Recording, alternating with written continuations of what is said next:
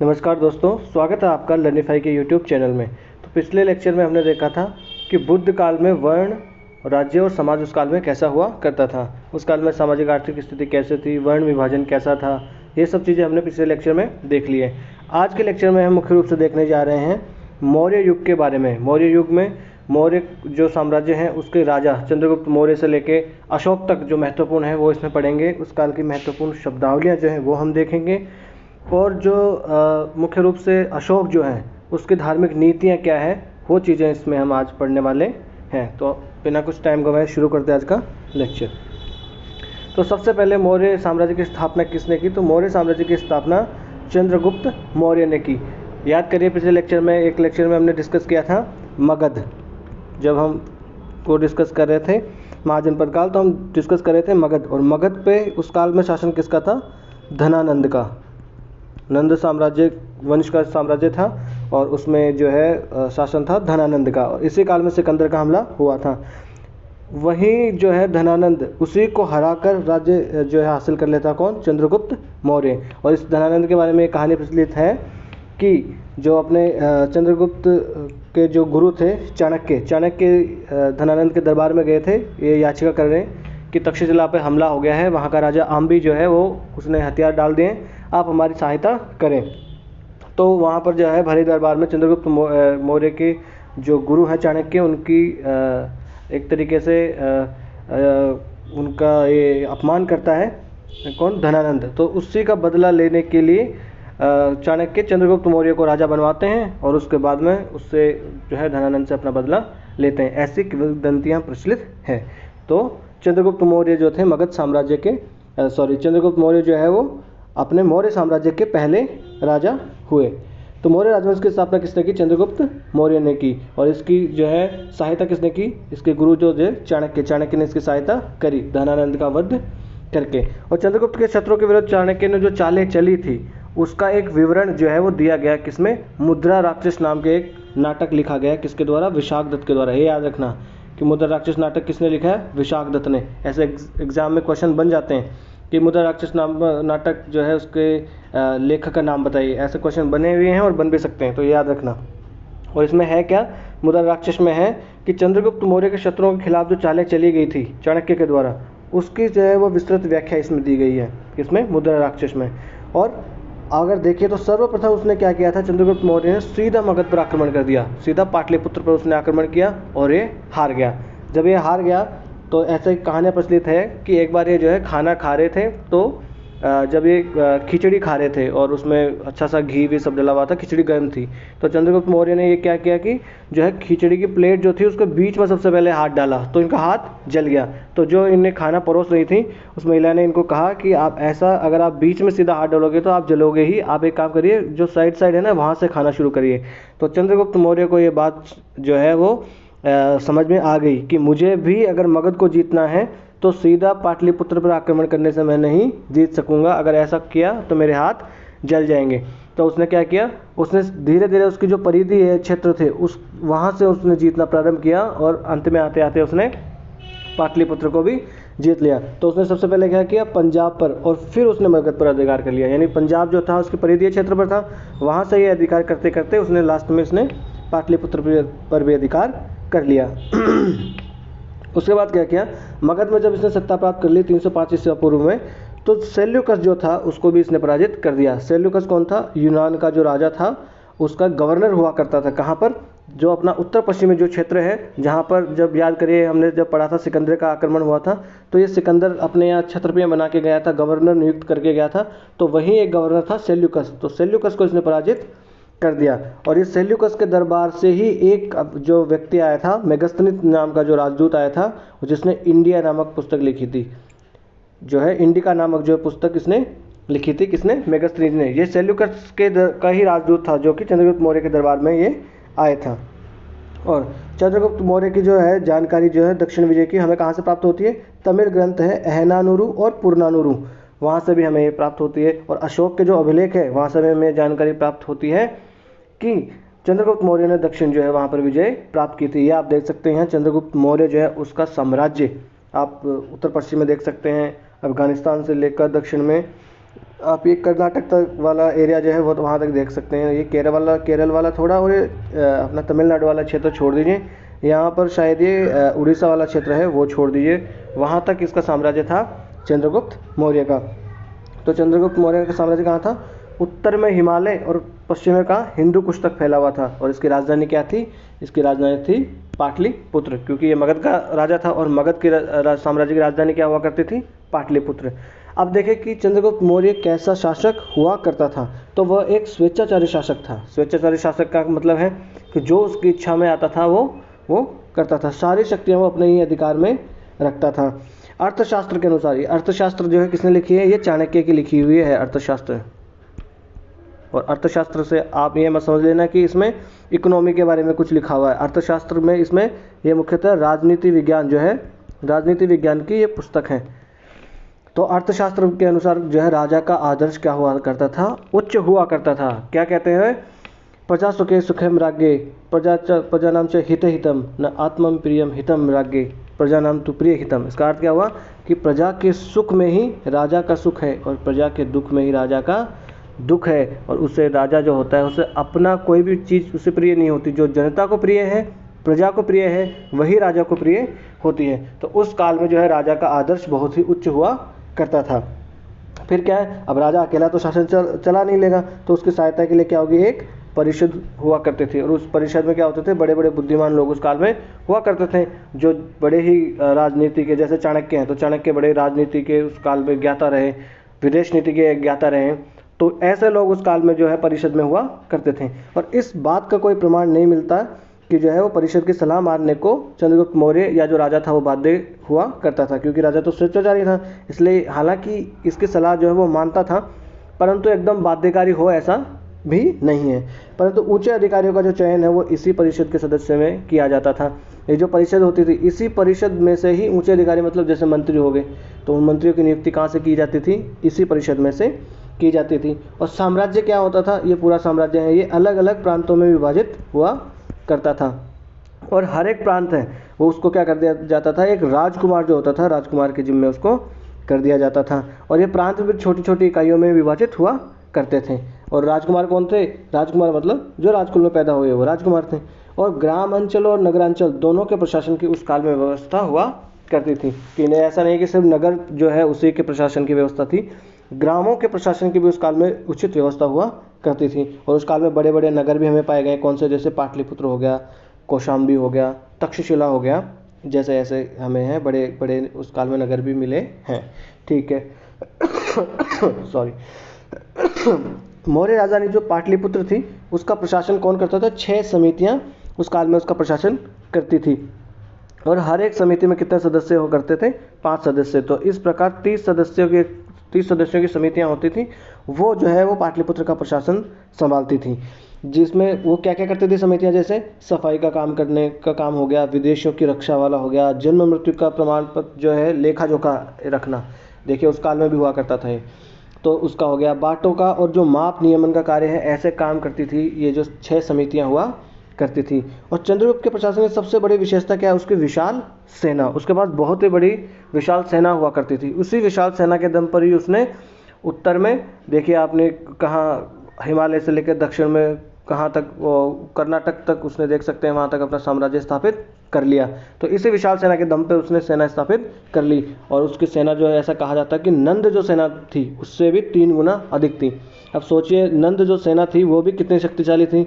नंद सेना के डर की वजह से ही सिकंदर की सेना जो है वो रावी नदी से इधर आ नहीं पाई पूर्व की ओर। तो उससे भी 3 गुना अधिक थी चंद्रगुप्त मौर्य की सेना। और अगर सेना बड़ी है तो सेना सस्टेन कैसे करेगी? जब कर प्राप्त करा जाएगा अच्छी खासी मात्रा में, तभी सेना सस्टेन कर सकती है, तभी सेना जो है वो रह सकती है। तो अर्थशास्त्र के अनुसार साम्राज्य की सीमाओं में होने वाले सारे आर्थिक क्रियाकलाप जो उस पर राजकीय नियंत्रण हुआ करता था। क्यों हुआ करता था? क्योंकि राजकीय नियंत्रण होगा तभी सेना के लिए जो है कर की व्यवस्था करी जा सकती है, और तभी सेना रह सकती है। जब तक सेना है तब तक राज्य मजबूत है। ठीक है, तो राज्य ने क्या किया? खेतीहरों और शूद्र मजदूरों की सहायता से जो प्रति जमीन हुआ करती थी उसको कृषि भूमि में बदल दिया। जैसे कि प्रति भूमि छोड़ दी जाती थी, पहले दी जाती थी, उसमें क्या करते थे ये लोग? कोई खेती वहाँ पर नहीं होती थी, तो उन्होंने क्या किया? शूद्रों की मदद से और जो कृषि मजदूर थे उसकी सहायता से उन्होंने खेती करना वहाँ पर शुरू किया, और जब खेती करना शुरू किया तो वहाँ से भी उनको राजस्व की प्राप्ति होने लगी।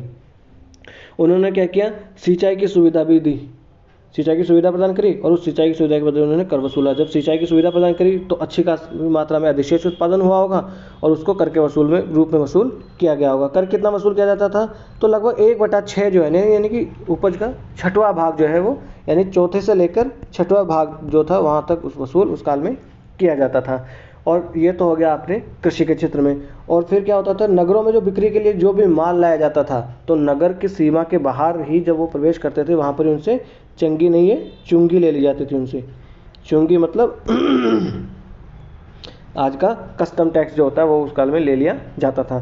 फिर खान पान, मद्य की बिक्री, हथियारों का निर्माण, ऐसे कामों पर किसका अधिकार हुआ करता था, राज्य का अधिकार हुआ करता था। आज भी अगर देखें तो जो मद्य की बिक्री है उस पर राज्य का अधिकार होता है। राज्य आज भी लाइसेंस देता है, जैसे कि वाइन शॉप वगैरह होती है उसके लाइसेंस देता है। जो अपना अफीम है, अफीम की खेती करते हैं तो उसके लिए भी लाइसेंस दिया जाता है। तो राज्य का अधिकार उस पर उस काल में भी हुआ करता था, एकाधिकार उस काल पर हुआ करता था। फिर अब देखते हैं हम चंद्रगुप्त मौर्य के बाद में इसका पुत्र हुआ कौन, बिंदुसार। और बिंदुसार जो है उसकी कोई खास उपलब्धियां नहीं रही है।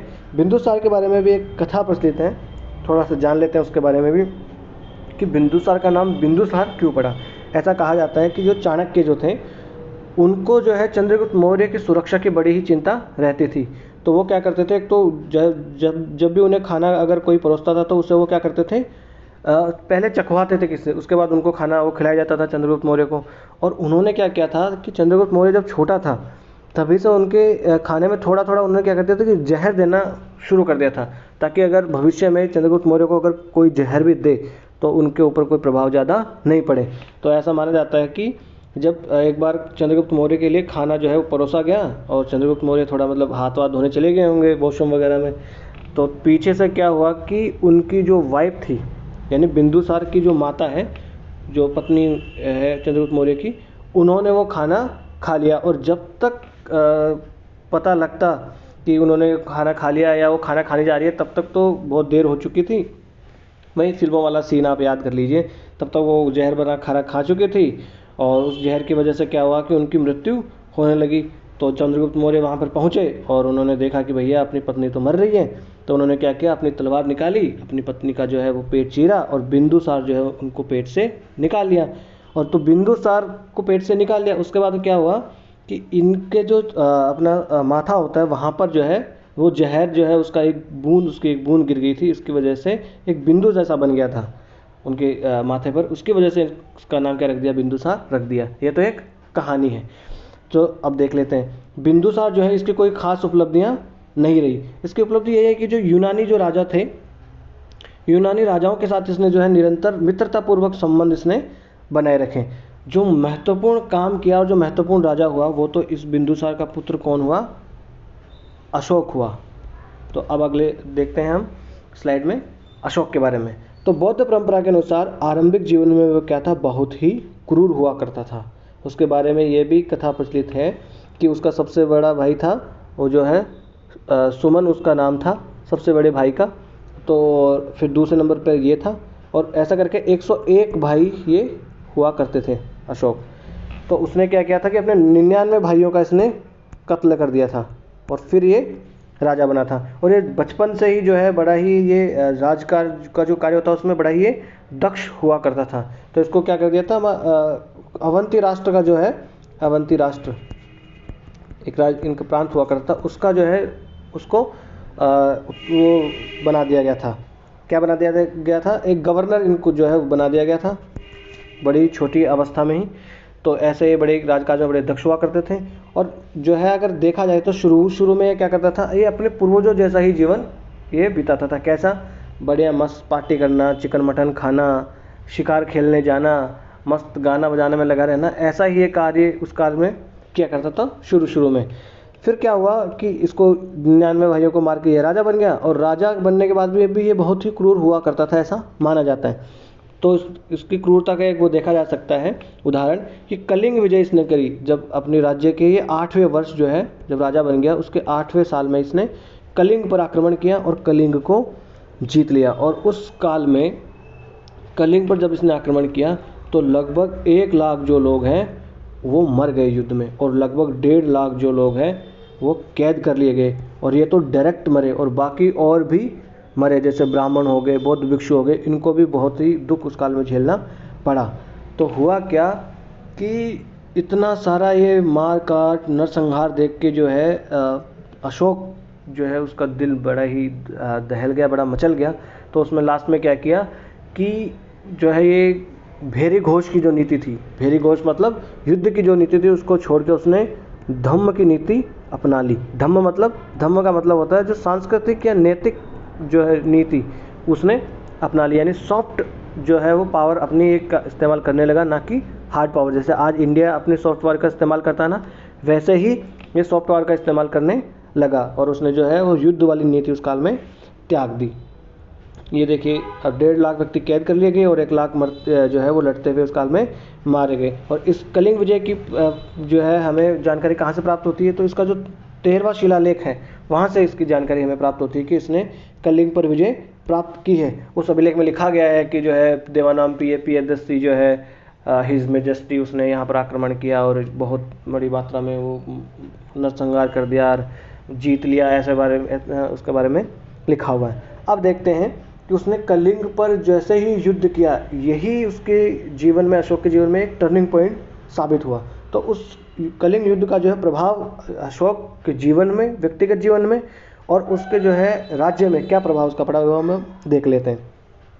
तो जो भारी नरसंहार हुआ उससे जो है अशोक का हृदय दहल गया, और युद्ध के कारण ब्राह्मणों को और भिक्षु जो थे, बौद्ध भिक्षु, उनको भी बहुत कष्ट झेलने पड़े थे। ये देखिए आपने देखा, भेरी घोष के बदले उसने धम्म घोष की नीति अपना ली। भेरी घोष मतलब जो भेरी घोष नहीं करते, जब युद्ध की घोषणा करते हैं तब, वो नहीं देखा आपने रामायण में, वो पुपड़ पुपड़ पुपड़ ऐसे आवाज़ें निकालते हैं, वो बड़ा से एक लेके उससे वो होता है। तो उसकी जगह पर उसने धम्म की नीति अपना ली, यानी सांस्कृतिक विजय की उसने नीति, नैतिक विजय की नीति उसने अपना ली।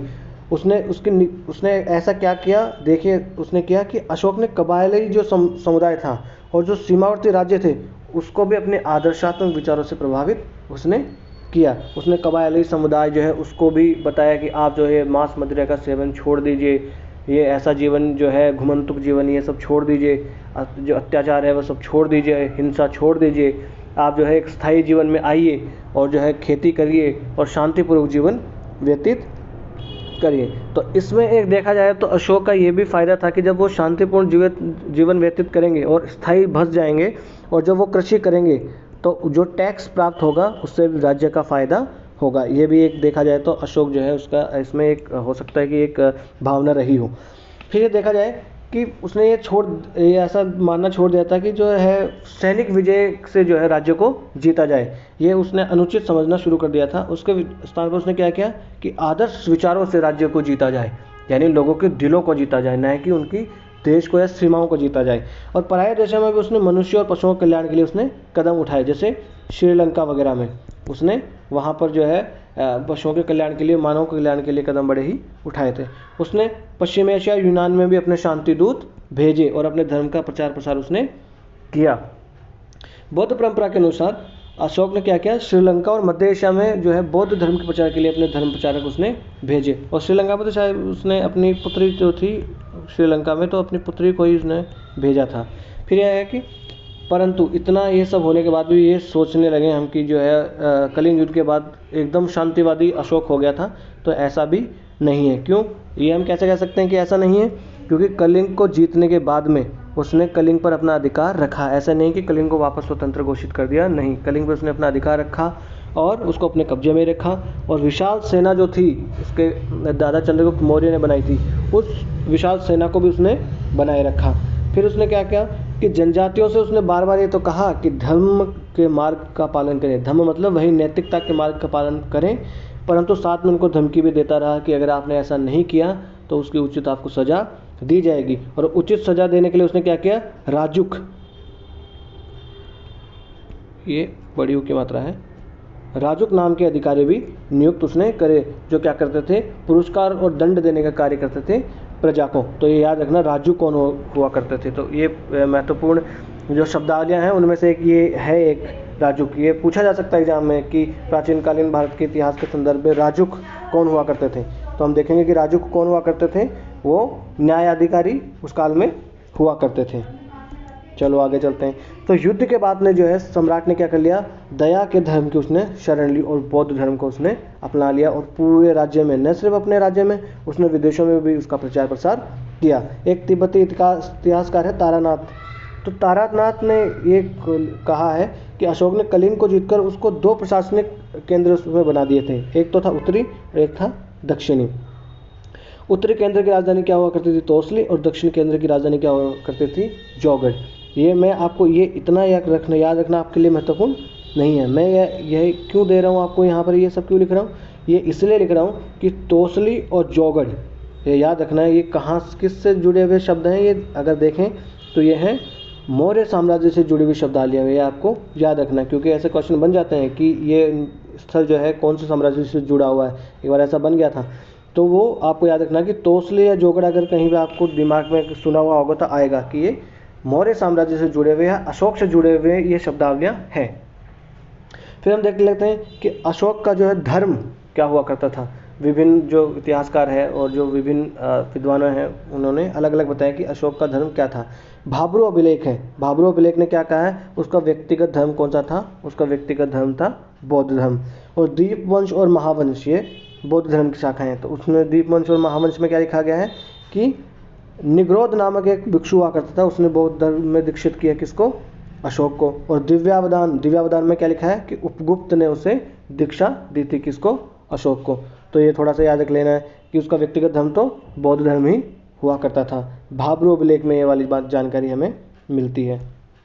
फिर है कि अशोक के अभिलेख, ये अशोक के अभिलेख जो है इसके 13 शायद अभिलेख हैं। वो अभिलेख हम देखेंगे, 13 है कि शायद वो अभिलेख जितने भी हैं वो हम कल के लेक्चर में ये अभिलेख देखेंगे। आज हम बस ये देख लेते हैं कि अशोक के अभिलेखों के बारे में जानकारी क्या हुआ करती थी। ये 13 के 13 अभिलेख हम जो है वो कल देख लेंगे। एकदम एग्जैक्ट आपको याद रखने की आवश्यकता नहीं है, बस थोड़ा थोड़ा आप देख लेना बस। तो चलो आज देख लेते हैं। अशोक का इतिहास उसके अभिलेखों के आधार पर तैयार किया जाता है। अशोक पहला राजा हुआ था जिसने अभिलेखों के सहारे सीधे अपनी प्रजा को संबोधित किया था। उसने अभिलेखों में क्या लिख दिया कि जो है अपने आप को पिता और प्रजा को जो है अपनी संतान उसने बता दिया था, और अपने अधिकारियों से भी कह दिया था कि ढोल पिटवा के जनता के बीच में ये पूरे जो है संदेश दे दिया जाए ये कि जो है अशोक यानी कि जो राजा है वो पिता के तुल्य है और जो प्रजा है वो संतान के तुल्य है, और उन्हें कोई भी आवश्यकता हो, कोई भी परेशानी हो तो वो बेझिझक चाहे रात के 12 ही क्यों ना बजे हो, वो सीधे राजा से संपर्क कर सकते हैं। अशोक का नाम जो है वो केवल जो प्रथम लघु शिलालेख है उसमें ही मिलता है। उसी की जो प्रतियां हैं जो कर्नाटक में पाई गई है 3 स्थान पर और एक मध्य प्रदेश में पाई गई है वहाँ मिलता है। बाकी स्थान पर उसका अशोक का नाम अशोक नहीं मिलता, बल्कि क्या मिलता है, देवानाम पियदस्सी। इसका मतलब होता है देवों का प्यारा। ये उपाधि जो है यही बाकी अभिलेखों में उसकी मिलती है। अशोक जो है वो उसकी तो उसका जो उल्लेख सिर्फ इन स्थानों पर ही हुआ है। अब देख लेते हैं ये अभिलेख शिलाओं पर, पत्थर के पॉलिशदार जो शीर्ष स्तंभ है उस पर, गुहाओं में यानी गुफाओं में, मिट्टी के कटोरों पर, ऐसी जगह पर जो है इसके अभिलेख खुदे हुए मिले हैं, किसके, अशोक के। और ये सिर्फ भारत में ही नहीं मिले हैं बल्कि जो अफगानिस्तान है वहाँ पर भी अभिलेख हमें मिले हैं। इन अभिलेखों में राजा के आदेश सूचित किए गए होते थे। ये देखिए अशोक का अभिलेख आप देख सकते हैं, एक प्रस्तर स्तंभ पे ये एक अशोक का अभिलेख है। तो जो राजा के आदेश जो है उसमें सूचित किए गए होते थे, और राजा मतलब क्या आदेश उसमें देता है, इसमें नैतिकतापूर्ण जो इसके संदेश हुआ करते थे राजा के वो उसमें होते थे, जैसे कि हिंसा नहीं करनी चाहिए और माता पिता की आज्ञा का पालन करना चाहिए, ब्राह्मणों वगैरह की, पुरोहित जो है बौद्ध भिक्षु उनका आदर करना चाहिए। ऐसे बातें ही उस काल में इन पे लिखी होती थी। तो आप देख सकते हैं कि इसको हम कोई किसी संप्रदाय या धर्म से हम इसको नहीं जोड़ सकते। ये पूरी तरीके से देखा जाए तो ये सेक्युलर हुआ करते थे। प्राकृत भाषा में ये रचे गए थे और अधिकांश भागों में ये ब्राह्मी लिपि में लिखे गए थे। परंतु सिर्फ ब्राह्मी लिपि में नहीं है बल्कि ये खरोष्टी और अरामाइक लिपियों में भी है। जो उत्तर पश्चिम है अपना, यहाँ तक्षशिला और ऐसाबाद गढ़ी और मानसेरा, और इधर अगर देखा जाए तो यहाँ पर ये अरामाइक और खरिष्ट लिपियों में भी लिखे हुए मिलते हैं। और ये खरोष्टी और अरामाइक लिपियाँ कहाँ से आई, जब हमने पढ़ा था कि ये जो यूनानी और ईरानी आक्रमण हुए ना उनके परिणाम स्वरूप हमारे यहाँ ये खरोष्टी और अरामाइक लिपियाँ जो अपने यहाँ प्रचलन में आई थी। और अफगानिस्तान में उनकी भाषा क्या होती थी, लिपि तो अरामाइक और यूनानी भाषा, ये दोनों उस काल में अफगानिस्तान में लिखा हुआ हमें मिलता है। और अशोक के प्राचीन अभिलेख जो है वो कहाँ पे मिले हमें? राजमार्गों के किनारे पर मिले हैं। और ये अशोक के जीवनमृत, उसकी आंतरिक और पारराष्ट्रीय नीति और उसके राज्य विस्तार की जानकारी हमें प्रदान करते हैं कि जो है उसके अशोक का जीवन कैसा था, बड़ा ही मतलब कैसा वो जीवन व्यतीत करते थे, बड़ा अच्छा शालीन जीवन व्यतीत करते थे कि कैसा जीवन व्यतीत करते थे, इसके बारे में जानकारी मिलती है। क्या उनका धर्म था व्यक्तिगत, और उसकी आंतरिक जानकारी राज्य के बारे में, राज्य कैसा हुआ करता था, कौन कौन से अधिकारी हुआ करते थे, ये सब। फिर उसकी पारराष्ट्रीय नीति यानी विदेशों के लिए जो नीतियाँ हुआ करती थी वो उसकी कैसे हुआ करती थी, इसके बारे में जानकारी कहाँ से मिलती है? हमें अशोक के अभिलेखों से ही मिलती है। ये जो है अशोक के कुछ अभिलेख और उनके प्राप्ति स्थल दिए गए हैं, ये NCERT से ही ये लिया गया है, तो आप इसमें देख लेना अच्छे से कि देखिए मानसेरा वगैरह हो गया, ये ब्रह्मगिरी कर्नाटक में है, मस्की कर्नाटक में है, ये सन्नाती, देखिए ये एग्जाम में पूछा गया सन्नाती, ये सोपारा, ये अच्छे से देख लेना। ये स्थल मैं स्क्रीन जो है वो क्लियर कर देता हूँ कि एक मस्की कहाँ है, कलिंग कहाँ है, धौली जोगढ़ कहाँ है, कलसी कहाँ है, उत्तराखंड में है, तो ये सब आप, मानसेरा कहाँ है, या शाहबाजगढ़ी कहाँ है, ये सब आप आराम से देख लेना अच्छे से, क्योंकि इनसे सवाल जो है बनते हैं। ठीक है, आगे चलते हैं। फिर है उसके आंतरिक नीति और बौद्ध धर्म के बारे में जो है हमें क्या जानकारी मिलती है, ये हम देख लेते हैं। तो कलिंग युद्ध के बाद जो है अशोक बौद्ध हो गया था, ये हमने पढ़ा पहले भी, हमें पता है कि अशोक जो है वो बौद्ध हो गया था और बौद्धों को उसने अपार दान दिया। यहाँ तो ऐसी कहावतें भी प्रचलित है कि उसने इतना दान दिया कि वो खुद ही कंगाल हो गया। और बौद्ध धर्म स्थानों की उसने यात्रा की। ये हमें कैसे पता लगता है? क्योंकि उसका जो शिलालेख है उसमें धम्म यात्रा जो है, धम्म यात्रा का उल्लेख आया है। और धम्म यात्रा का अर्थ मतलब उसने जो बौद्ध धर्म जो है वहाँ की, उससे जुड़े हुए स्थानों की उसने यात्रा करी है, इसलिए धम्म यात्रा उसने करी। और तीसरी बौद्ध संगीति जो है अशोक के काल में ही आयोजित की गई। जब हम बौद्ध संगीतियाँ पढ़ रहे थे तो मैंने बोला था कि ये संगीतियाँ याद रख लेना। तो ये देखिए तीसरी बौद्ध संगीति जो है वो अशोक के काल में ही पाटलिपुत्र में जो है वो आयोजित करी गई थी। धर्म प्रचारकों को उसने दक्षिण भारत में भेजा, श्रीलंका में भेजा, बर्मा में भेजा, और ईसा पूर्व दूसरी और पहली सदियों के जो ब्राह्मी अभिलेख हैं वो तो श्रीलंका में भी हमें प्राप्त होते हैं, जब श्रीलंका में प्राप्त होते हैं। और जो सिंगला अभिलेख हैं, सिंगला जो साहित्य है और सिंगला अभिलेख है, वहाँ से भी हमें अशोक के बारे में जानकारी प्राप्त होती है। इसका मतलब श्रीलंका में भी इसका जो है वो एक महत्वपूर्ण प्रभाव तो रहा ही था, भले ही डायरेक्ट कंट्रोल में नहीं था, मगर वहीं धम्म नीति जो है उसके अनुसरण यहाँ पर भी हुआ करता था। और अशोक ने अपने बारे में बड़ा ही उच्च आदर्श रखा था। क्या आदर्श रखा? उसने अपने आप को पिता के तुल्य बताया कि मैं जो है वो पिता के तुल्य हूँ। और अशोक ने नारी सहित समाज के विभिन्न वर्गों के बीच धर्म का प्रचार उसने किया और धम्म महामात्र उसने बहाल किए। ये जो धम्म महामात्र है उसने बहाल किए किसके लिए? धम्म के प्रचार के लिए उसने धम्म महामात्र जो है वो बहाल करे थे। उसने राजकों की भी नियुक्ति की। ये देखिए राजक, ये राजक कौन हुआ करते थे? हमने पहले पढ़ा था कि ये न्यायाधिकारी हुआ करते थे। और मुख्य रूप से देखा जाए तो वो क्या था? कर्म कांडों का वो जो है बड़ा ही विरोधी हुआ करता था, विशेष रूप से किसमें? स्त्रियों में, और जो अनुष्ठान हुआ करते थे उनमें। और ये बड़े तड़क भड़क वाले जो पार्टी तरीके के होते थे ना, उसको तो उसने बैन ही करवा दिया था कि मेरे राज्य में जो है ये पार्टी वार्टी ये सब नहीं होगी।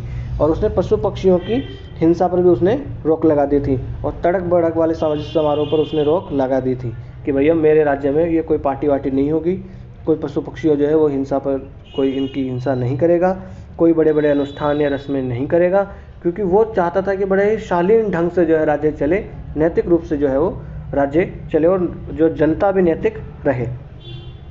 परंतु इसका अर्थ ये नहीं है कि उसका धर्म संकुचित था, वह कोई संप्रदायवादी नहीं था। इस धर्म का व्यापक लक्ष्य था जो समाज को क्या बनाए रखता था, कि उसका उद्देश्य था कि समाज जो है उसमें व्यवस्था बनी रहे, यह उसका धर्म हुआ करता था। तो देखा जाए तो उसका धर्म जो है वो नैतिकता का पाठ जो है वो ज़्यादा हमें पढ़ाता था, उसका धर्म जो है वो नैतिक हुआ करता था। तो अगर एग्ज़ाम में मेंस में भी क्वेश्चन बन जाए कि प्राचीन भारत में मौर्य साम्राज्य के संदर्भ में जो है वो अगर हमें बताए कि सेक्युलरिज्म या जो है वो कैसे हुआ करता था या क्या था, या मौर्य साम्राज्य कोई संप्रदायवादी था, तो हम ऐसे बताएंगे कि ऐसा नहीं था। ठीक है, उसका उपदेश क्या था कि लोग माता पिता की आज्ञा माने, ब्राह्मण और बौद्ध भिक्षुओं का आदर करें, दासों और सेवकों के प्रति दया रखें। तो धर्म निरपेक्ष जो है उस काल में ये हुआ करता था राज्य। कैसे? क्योंकि उसके जो अभिलेख मिले हैं वहाँ से हमें कोई भी धार्मिक ऐसे कोर धार्मिक जो वाली बात होती है ना, एकदम वो वाली धार्मिक बातें में नहीं मिलती, बल्कि नैतिकता का संदेश हमें ज़्यादा मिलता है।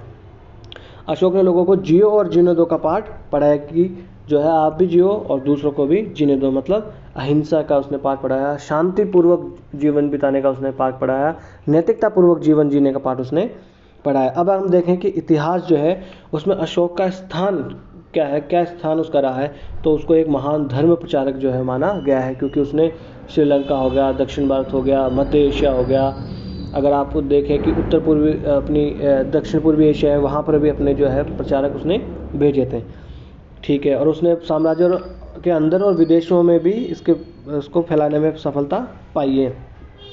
अशोक ने देश में एक राजनीतिक एकता भी उसने स्थापित करी, क्योंकि उसका साम्राज्य जो है अपने पिता चंद्रगुप्त मौर्य के साम्राज्य से भी बड़ा हुआ करता था, क्योंकि कलिंग वाला विजय करके भी उसने उसको अपने राज्य में मिला लिया था। तो इतने बड़े साम्राज्य को उसने एक राजनीतिक एकता उसने प्रदान करी। उसने एक भाषा, एक धर्म और एक लिपि के सूत्र में सारे देश को बांध दिया। जैसे आज भी चलती है ना कि एक भाषा एक इलेक्शन, ऐसी वाली बातें आज भी चलती है, एक देश एक कार्ड, एक देश एक इलेक्शन, ऐसा। तो उसने पूरे देश को एक धर्म और एक भाषा के और एक लिपि के सूत्र में, कौन सी लिपि? ब्राह्मी लिपि, उसमें सूत्र में उसने पिरो दिया। फिर अधिकांश अभिलेख जो है उसके ब्राह्मी में, परंतु उसने ब्राह्मी, खरोष्टी, अरामाइक और यूनानी सभी लिपियों का उसने सम्मान किया। देखिए कितना सम्मान करने वाला था और कितना समावेशी वो आदमी था। अगर आप देखें इंटॉलरेंस उसमें बिल्कुल भी नहीं थी। उसने सहनशील धार्मिक नीति चलाई, बड़ा ही सहनशील वो हुआ करता था।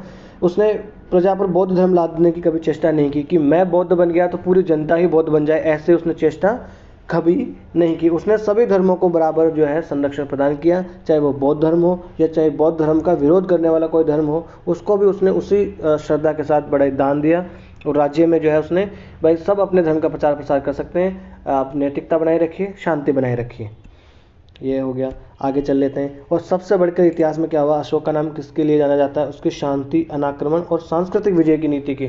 देखिए सांस्कृतिक विजय की नीति जो है उसका आज भी भारत फॉलो करता है कि नहीं करता है?